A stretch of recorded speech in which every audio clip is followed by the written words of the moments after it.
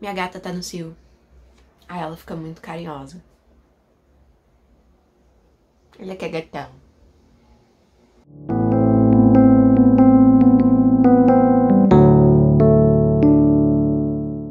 Oi pessoal, tudo bem? Bem-vindos a mais um vídeo deste canal Lendo com Cornélia. Eu sou a Bianca e a Cornélia tá ali, mas eu não consigo pegar ela porque tem uma gata no meu colo. Se você ainda não é inscrito no meu canal, deixa aqui a sua inscrição pra mim, por favor. Eu queria muito conseguir chegar nos 500 inscritos antes de julho. Não sei se vai rolar, mas queria muito e obrigada se você está aqui assistindo de novo. E mande esse vídeo pra maior quantidade de pessoas que gostam de literatura que você conhece, por favor. Bom, hoje eu vou falar pra vocês sobre todos os livros que eu li em março e abril, esses 2 meses. Março e abril. 10 livros entre março e abril. Eu tô com a impressão que eu tô lendo muito pouco comparado ao que eu li ano passado, mas na verdade não. Na verdade tá de boa, tá dentro da minha média. Eu não sei porque eu tô tendo essa impressão. E também é natural, né? Ano passado tava ainda questão de pandemia, eu não tava saindo ainda de casa. E agora eu tô voltando a ter vida social, então é mais que natural que eu esteja conseguindo ler menos. Mas não tô tanto. Enfim, de qualquer modo, vamos lá. Eu vou falar nesse vídeo só os livros que eu concluí entre março e abril. Então, os livros que eu comecei, mas ainda estou lendo, não serão mencionados, tá? E não foram 2 meses tão bons de leitura. Assim, tiveram várias leituras 4 estrelas, mas nenhum livro 5 estrelas e nenhum livro favoritado. E isso é meio triste, né? Tipo, eu li 10 livros e eu conheço tão bem meu gosto literário, e por que que eu não consegui? Tipo, não é comum. Então eu tô meio assim, mas não tem problema, porque eu tô lendo neste momento... Meu Deus, Ania.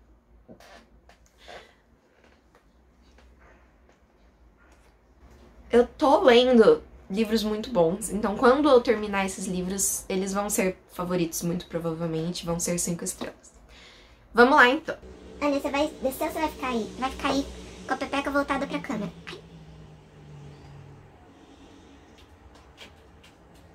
Só queria dar a volta. O primeiro livro que eu li e terminei em março foi Dois Russardos, do Tolstói, que eu vou deixar todas as capinhas aqui pra ficar mais fácil pra mim. Senão fica uma bagunça aqui.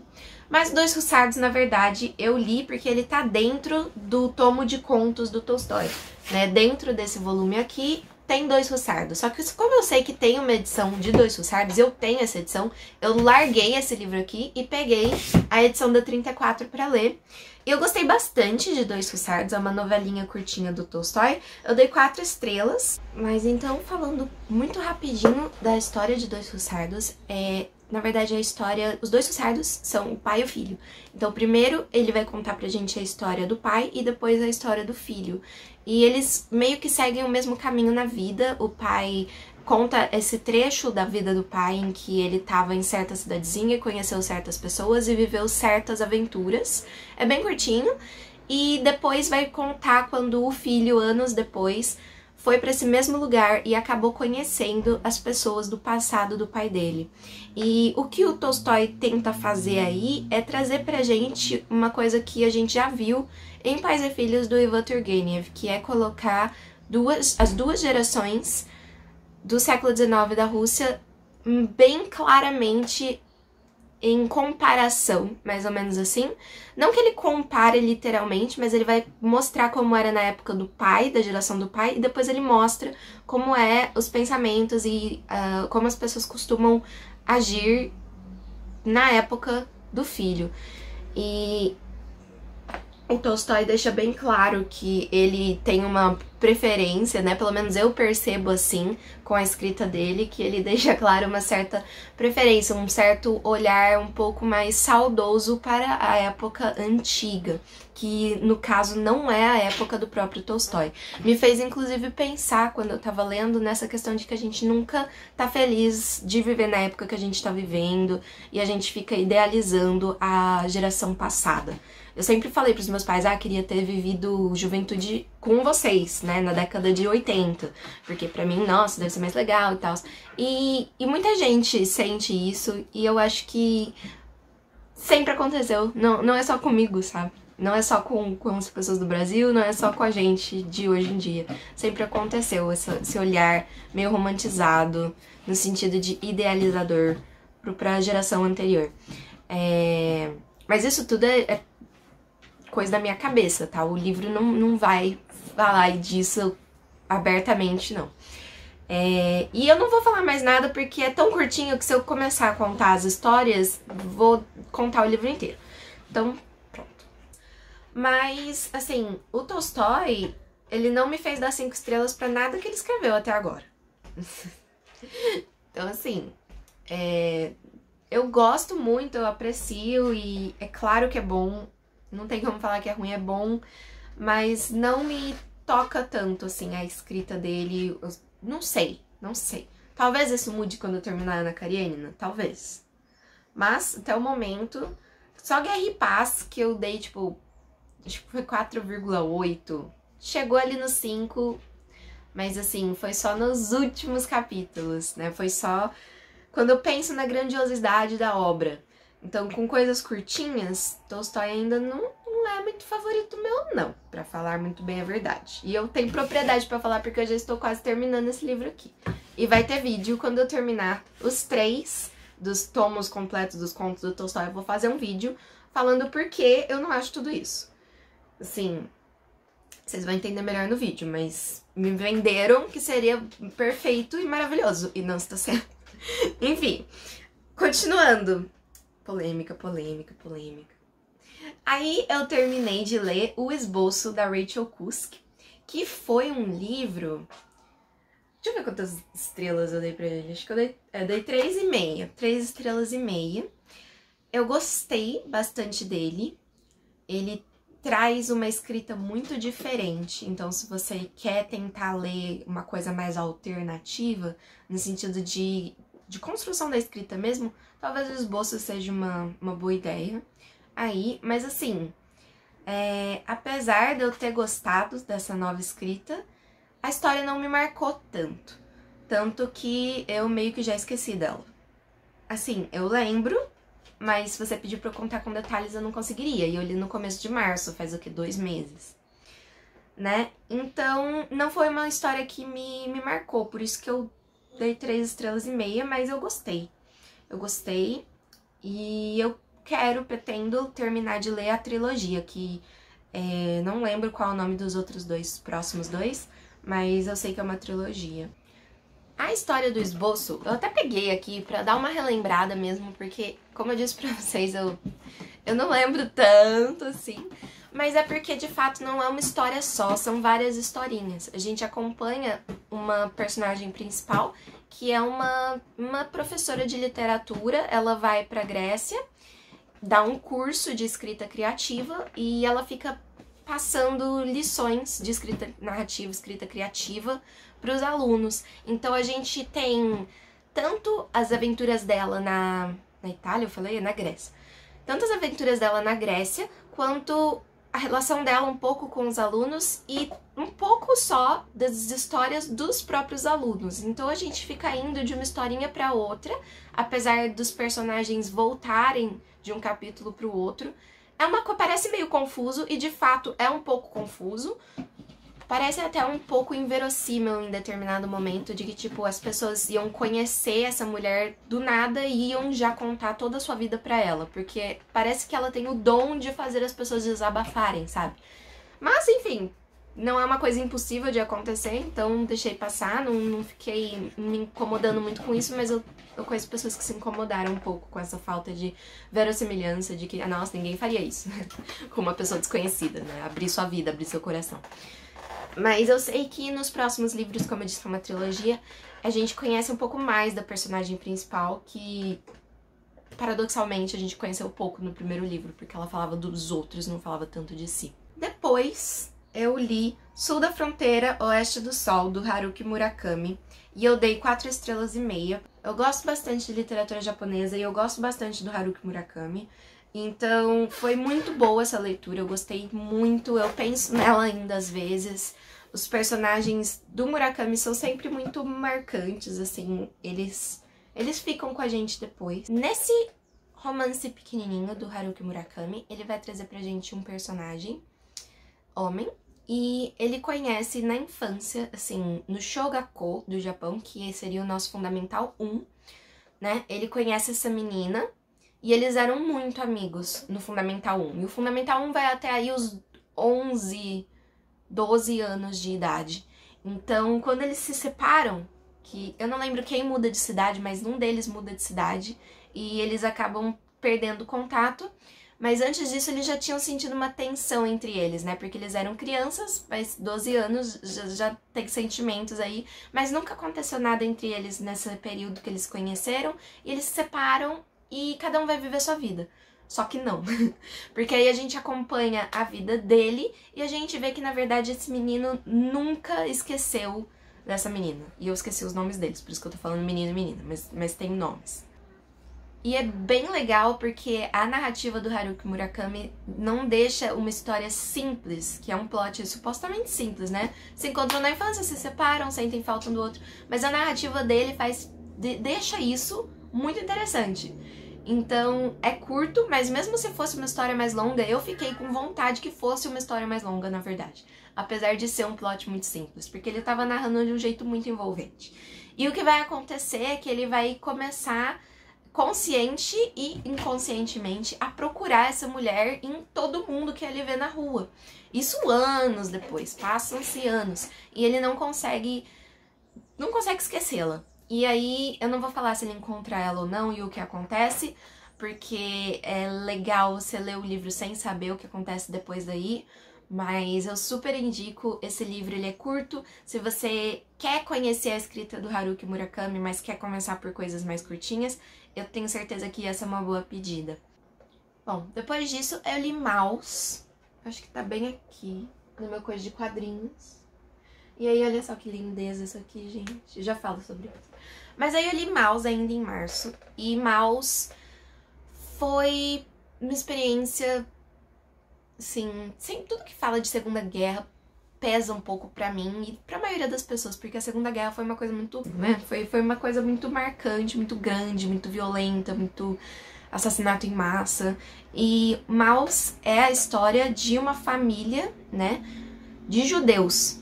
E o jeito que o autor, né, o autor e desenhista, né, porque é quadrinho, então ele desenha também. E ele traz um sentimento muito forte, não só no plot e na escrita, mas no próprio desenho, né. Mesmo a metáfora que ele escolhe para usar, que é os judeus serem ratos. E os alemães, no caso, são gatos. E cada nacionalidade vai ser um animal diferente e você pode ficar pensando e tentando interpretar por que ele escolheu cada animal para cada nacionalidade. Mas os alemães como gatos e os judeus como ratos eu achei genial. E é um pouco, pelo que eu entendi, acho que não é pouco não, acho que é bastante pelo que eu me lembro. É a história da própria família dele, né? É a história dele, a história é uma questão um pouco autobiográfica, então a gente vê um judeu falando de uma questão autobiográfica relacionada à Segunda Guerra é pesado, mas o fato de serem quadrinhos, o fato de serem animais, alivia um pouco dessa carga. E não tem muito mistério sobre qual vai ser o plot, é só uma família judia fugindo dos nazistas e tentando sobreviver. E claro que tem suas especificidades, mas leia pra descobrir, simplesmente. É muito bom. Eu dei... Quantas estrelas eu dei pra Maus? Eu dei 4 estrelas, porque eu não dei 5? Não sei porque eu não dei 5, gente, mas eu sou um pouco chata, eu não dou 5 estrelas pra qualquer livro. Tem que ser um livro que fala muito com o fundo da minha alma, e é difícil eu dar 5 estrelas pra quadrinho.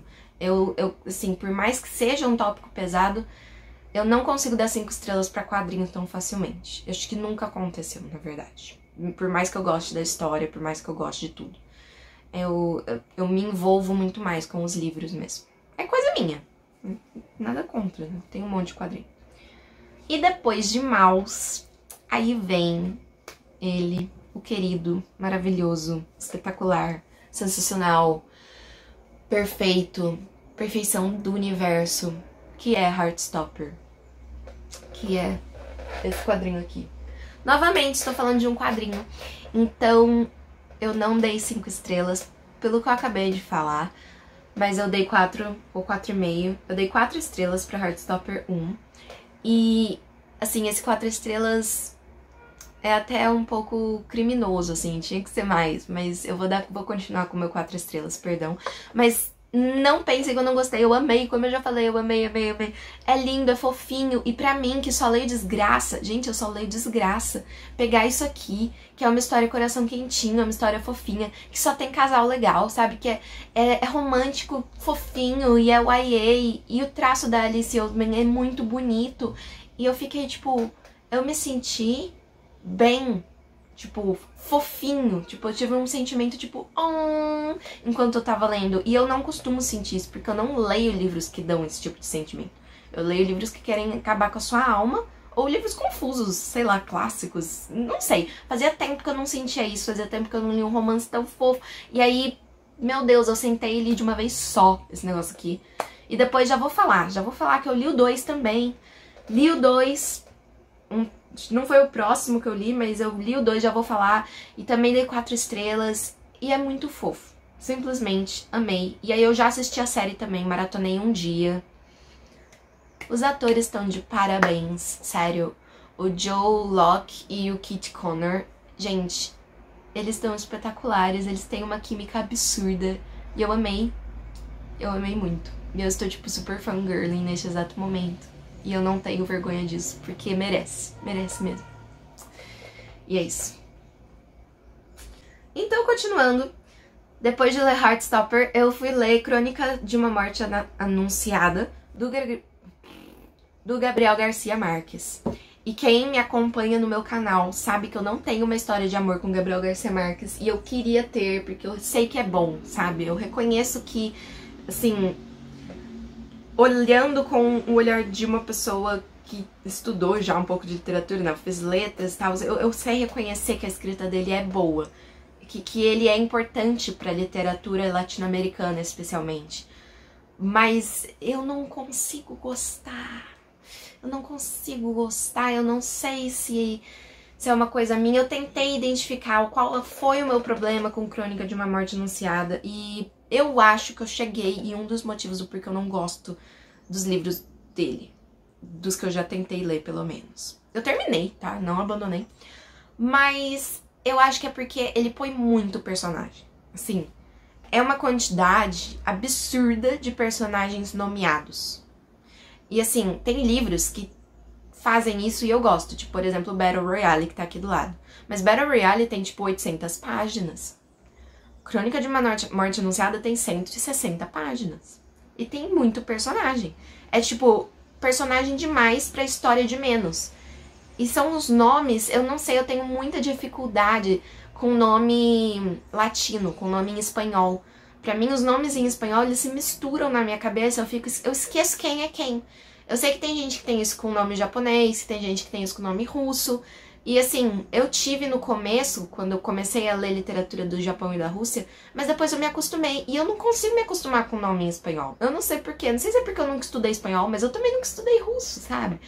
Não sei. Bom, Crônica de uma Morte Anunciada é literalmente uma crônica de uma morte anunciada. Então ele começa falando que o cara morre. E é uma crônica porque, pelo que eu entendi, isso também é um pouco confuso, não fica tão claro assim. Mas é um amigo da vítima que resolve recontar a história, né? Contar o que aconteceu anos depois. E ele vai atrás das pessoas que estavam na época no acontecimento da morte. E ele conta pra gente, pro leitor, falando, ó, ele morre. E aí ele começa a falar o que levou a essa morte, e é muito estranho, mas aí eu já acho legal ele contar como que o assunto, tipo, ele vai morrer, né, esse boato de, ai, tal pessoa vai matar tal pessoa, correu ali o bairro inteiro, e todo mundo, chegou uma hora que todo mundo sabia que ele ia ser morto e ninguém fez nada.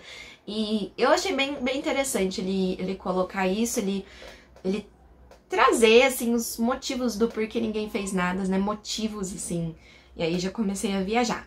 Mas é bem legal, na verdade. O plot é legal. Se você ler a sinopse, você vai ficar interessado. É só porque eu não consigo gostar da escrita do Gabriel Garcia Marques mesmo. A escrita dele. Eu acho chata. Cancelada em 3, 2, 1. Mas não, eu posso gostar do que eu quiser e não gostar do que eu quiser. Tá tudo bem. Então, eu dei 2 estrelas 2,8. Se eu for boazinha, eu arredondo pra 3. Mas falando a minha nota real, é 2,8. Leiam para tirar suas próprias conclusões. Eu ainda acho que se você quer começar com a literatura do Gabriel Garcia Marques, é um bom livro, porque tem todos os aspectos da escrita dele, e é curtinho, e é uma história envolvente e interessante. Então, provavelmente você vai gostar. As pessoas gostam. Eu sou estranha. Eu sou estranha, no caso. Mas não tem problema. Depois, eu fui ler mais polêmica. Eu fui ler a polêmica do momento, que eu li Tudo é Rio, da Carla Madeira. E eu demorei muito pra dar a nota. Sério, isso aqui eu devo ter editado essa planilha umas 10 vezes, mudando a nota desse livro.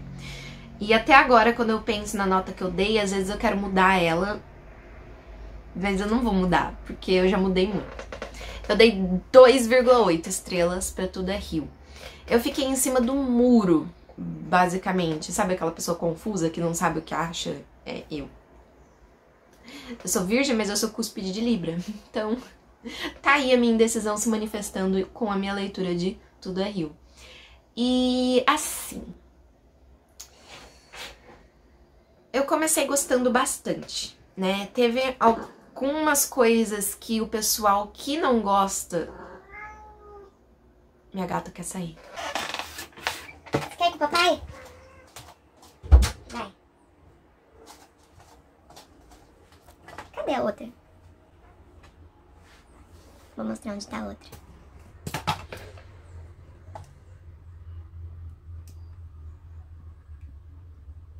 Eu amo minhas gatas, caso vocês não tenham percebido isso aí. Eu sei que tem algumas coisas que as pessoas não gostam, tipo na escrita dela, tipo ela usa muito palavrão, ela usa uma linguagem bem chula. Mas eu acho que isso dá pra entender considerando o ambiente, né, o contexto, Assim, eu acho que foi condizente pro enredo que ela quis trazer, esse tipo de linguagem. Então isso não me incomodou. O que me incomodou foi o final, tá? Então eu não vou poder falar muito abertamente aqui sobre a minha opinião, porque tem muito a ver com o final. E não é legal falar esse spoiler, porque é um puta de um spoiler. Mas pra quem leu, fique sabendo que eu não engoli. Não engoli o final.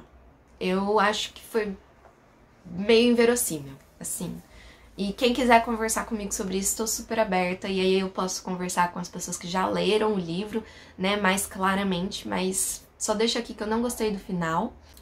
Eu achei também uma coisa que eu já vi outras pessoas falando, que eu concordo, que às vezes, pela escrita dela nesse livro, que eu não li mais nada da Carla Madeira ainda, mas eu achei que ela forçou algumas frases pra elas ficarem propositadamente bonitas. Assim, líricas e tipo, parece que ela quis falar, ai não, eu vou escrever um trecho para as pessoas grifarem. E aí ela meio que exagerava um pouco, porque ela fazia isso muito. Tipo, tinha muita coisa legal escrita, mas não ficou natural pra mim. Foi a impressão que eu tive. E o final eu não gostei. Então foi por isso que eu dei a minha nota 2,8. Depois eu terminei de ler um livro grandinho que eu tava lendo há um tempo. Eu terminei de ler O Vermelho e o Negro, que é um clássico do Stendhal. E eu dei aqui... Quantas estrelas eu dei? Eu dei 4 estrelas pra ele, sim. Antes eu tinha dado 3,5 e recentemente eu aumentei a nota dele pra 4. Porque eu gostei bastante desse livro. Ele é um livro muito importante da literatura francesa. E ele inclusive cai no vestibular da França. E como eu dou aula de livro de vestibular, tipo, com os livros da USP e da Unicamp, eu fiquei prestando atenção ao longo da minha leitura do porquê será que ele teria sido escolhido, né, pelo Ministério da Educação, sei lá, da França, pra ser o livro do vestibular deles. E eu entendi e faz todo sentido, na verdade. Porque o livro vai falar de um personagem principal e ao mesmo tempo que ele é um personagem principal e ele é importante, o contexto histórico por trás, tipo, mostra muito bem o que estava acontecendo na França na época que se passa a história, que é mais ou menos ali nos conflitos que existiram por meio da década de 1830, né? E se você lembra da escola, você lembra que 1830, nessa década, esse período, teve muitas picuinhas na França, né? E eu gostei muito do jeito que isso apareceu no livro, especialmente as críticas, né? Apesar de ser um livro que ainda tá dentro do romantismo como escola literária, né? Não sei, não lembro de quando é o livro, vou colocar aqui na tela, mas ele tem pitadas já de realismo e eu adoro ver isso nos livros, né? Adoro. Inclusive, enquanto eu estava lendo, eu lembrei bastante de Madame Bovary, no sentido de que eu acho que o Flaubert deve ter se inspirado no Stendhal.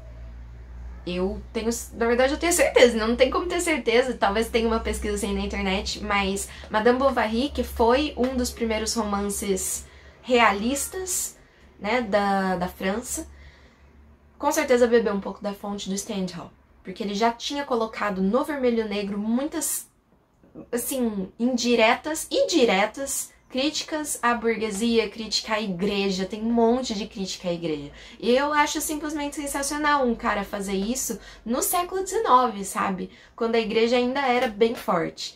Não tanto quanto na Idade Média, mas era mais forte do que é hoje, né? Não era tão simples você sair por aí escrevendo coisas que criticavam abertamente as coisas. E então, achei muito bom mesmo. O personagem principal, o Julian,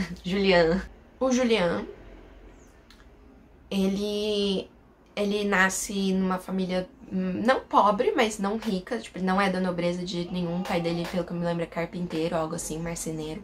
E ele tem esse ideal de que ele quer subir na vida.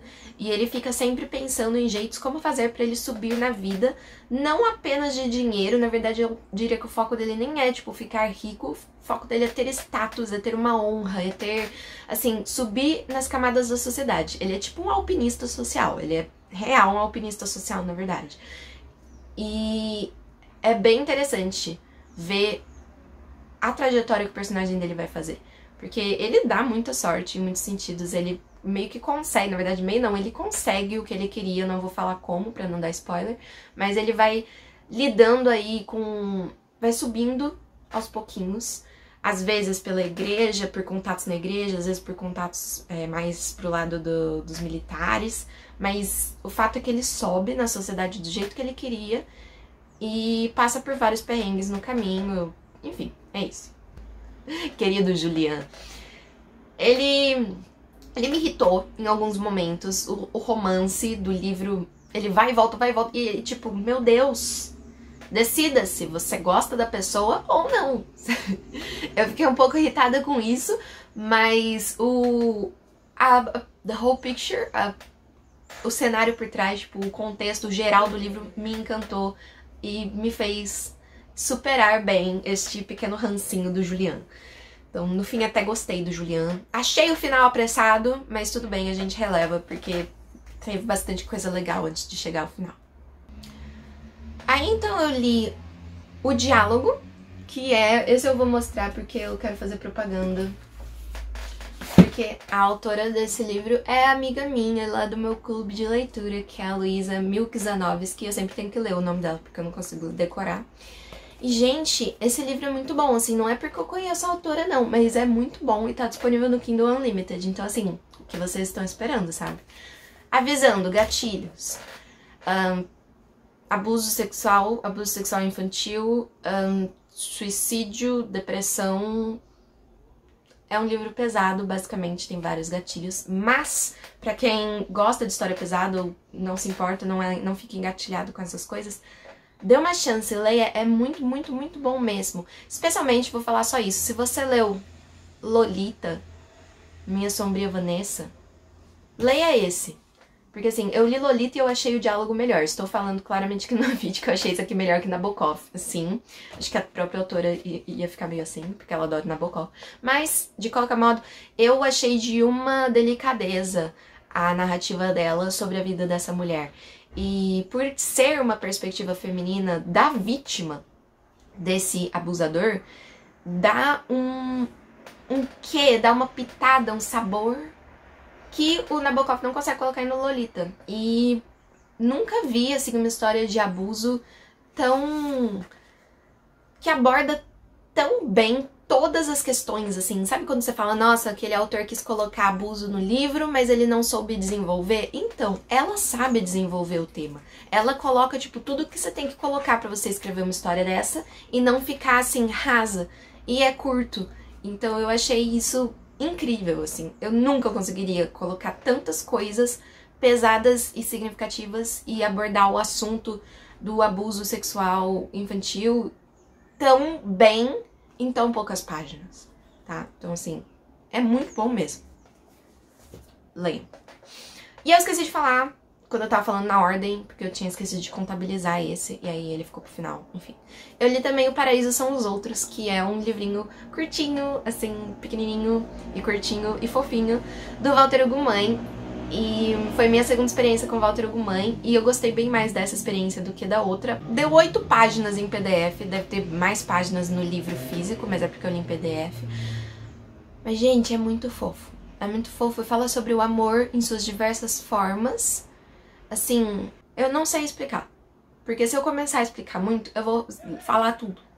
Porque não assim, leia.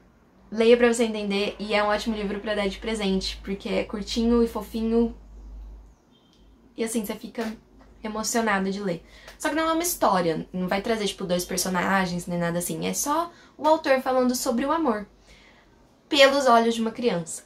Eu acho que é isso que deixa tão singelo, tão bonito, assim, né? Essa criança olhando pra sociedade, pro mundo, e falando o que ela acha do amor entre as pessoas. É lindo. Oi pessoal, aqui é Bianca do Futuro pra vocês, a Bianca que tá editando o vídeo, porque eu esqueci de falar que eu terminei a minha releitura de Crime e Castigo do Dostoiévski em março. Eu esqueci de falar dele porque foi uma releitura, então ele não tava na minha lista no meu tablet, mas tudo bem. E só pra deixar bem claro aqui, eu amo este livro, 5 estrelas, amei mais ainda do que da primeira vez que eu li, e te me dostou pra sempre. E é isso. Esses foram os 10 ou 11, não sei, livros que eu li, que eu terminei de ler, melhor dizendo, entre março e abril de 2022. Eu trago um outro vídeo desse quando eu terminar o mês de junho, com as leituras de maio e junho. Deixe nos comentários as suas considerações sobre o que eu falei aqui. Eu sei que eu falei coisas polêmicas, eu sei que eu falei coisas que talvez algumas pessoas não se sintam bem com o que eu falei, mas é isso que eu quero ouvir, tá? É isso. Então coloca aqui nos comentários sua própria opinião, vamos conversar e isso. Deixa eu pegar a Cornélia agora pra falar tchau. Um beijo, até a próxima e fiquem na paz.